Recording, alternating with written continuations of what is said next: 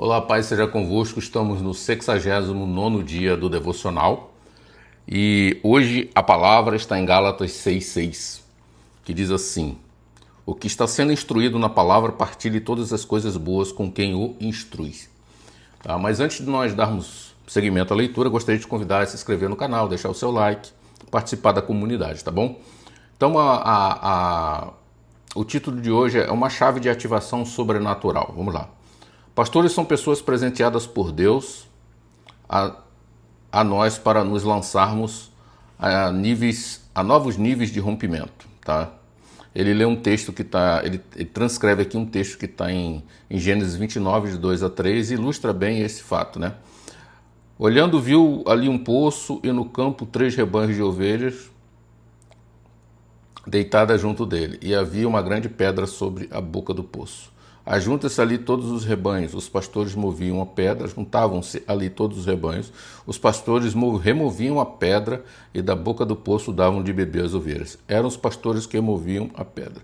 Os pastores são usados por Deus para nos ajudar a remover obstáculos que nos impedem de rompermos. Ter um pastor é tão importante que foram chamados de pastor Deus. Aqui há um erro de tradução. Eu acho que esse livro foi traduzido, tá? Então o termo aqui não é pastor Deus, porque em Salmo 23:1, o que o texto diz é: o Senhor é o meu pastor. Quando ele diz o Senhor, quando o salmista quer dizer assim, o Senhor é o meu pastor, ele está dizendo que o Senhor é o pastor dele, o Deus Todo-Poderoso é o pastor dele. O Senhor é o meu pastor, nada me faltará, tá? Então eu vou pular esse textinho aqui, porque é um texto, está fora de contexto, eu acho que por erro de tradução, tá? Eles nos dão cobertura espiritual, nos abençoam. Honrar o seu líder é uma chave poderosa para que as pedras sejam retiradas do seu caminho. Em 2 Crônicas 20:20 diz: credes no Senhor vosso Deus e estareis seguros. Credes nos profetas e prosperareis. Ser parte de um rebanho e ter um pastor faz muita diferença. O que livrou o homem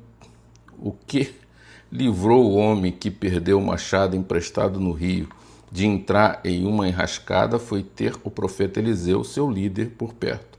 Sua presença acionou algo sobrenatural, fazendo o machado flutuar. Deus escolheu os pastores, eles são ativadores de milagres em sua vida. Em casa, nós sempre procuramos semear financeiramente na vida deles, honrando com presentes e submissão.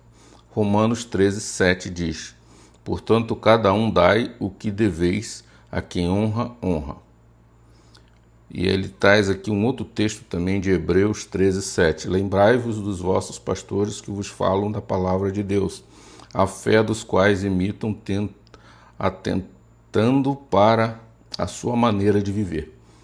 Eu acho que houve algumas coisinhas de tradução aqui que é importante a gente pontuar, tá? Que está lá em Salmos 23, tá? É importante a gente ter essa pontuação. Esse texto de Romanos 13:7, ele não está falando aqui, pode ser interpretado como uma aplicação na vida dos pastores, mas ele está falando aqui em Romanos 7, em Romanos 13:7, ele está falando aqui, o contexto é de autoridade do modo geral, que pode ser incluída a vida dos pastores, mas ele está falando de submissão à autoridade do modo geral, tá? Agora, eu quero ler com você um texto, né, para nós falarmos e reafirmarmos aquilo que nós lemos aqui. Por que os pastores devem ser honrados, devem ser respeitados?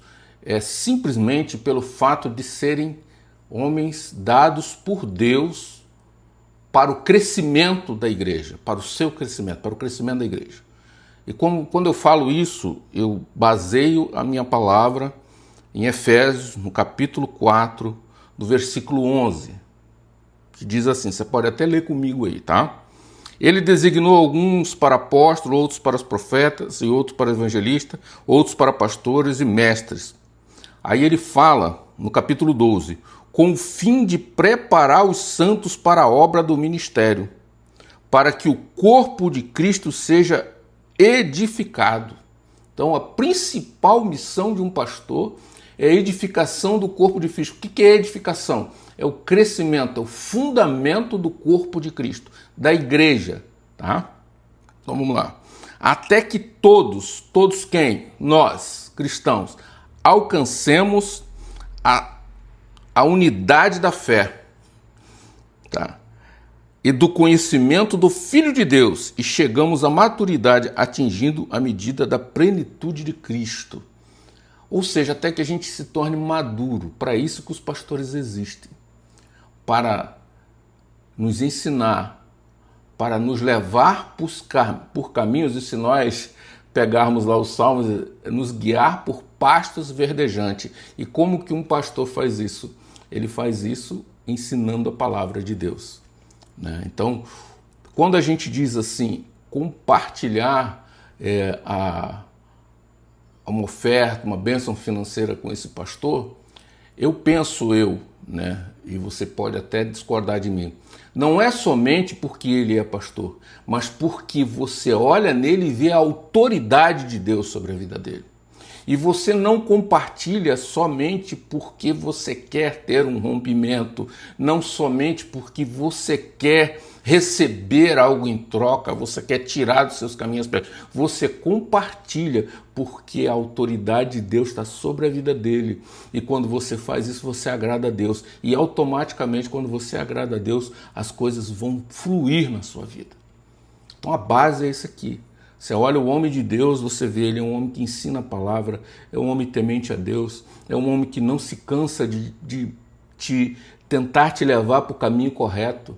Esse é um homem de Deus, merece honra, merece respeito, merece consideração, merece oferta, merece tudo aquilo que o Senhor está falando aqui. Mas tem que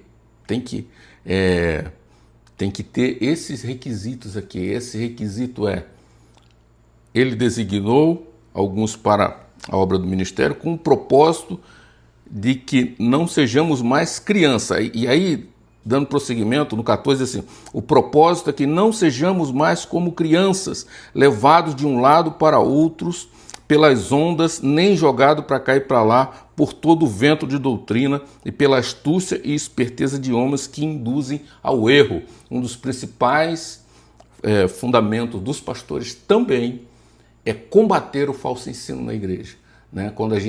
Quando o pastor ensina a palavra de Deus verdadeira, limpa, pura, o que acontece? Ele acaba combatendo o falso ensino, porque você não vai ser mais levado por vento de doutrina.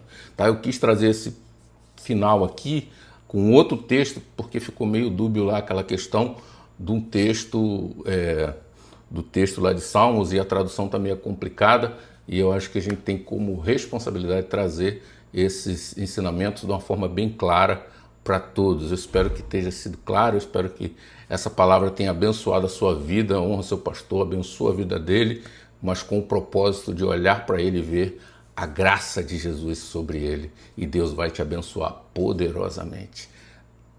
Deus abençoe seu dia, Deus abençoe a sua casa, Deus abençoe a sua família, em nome de Jesus.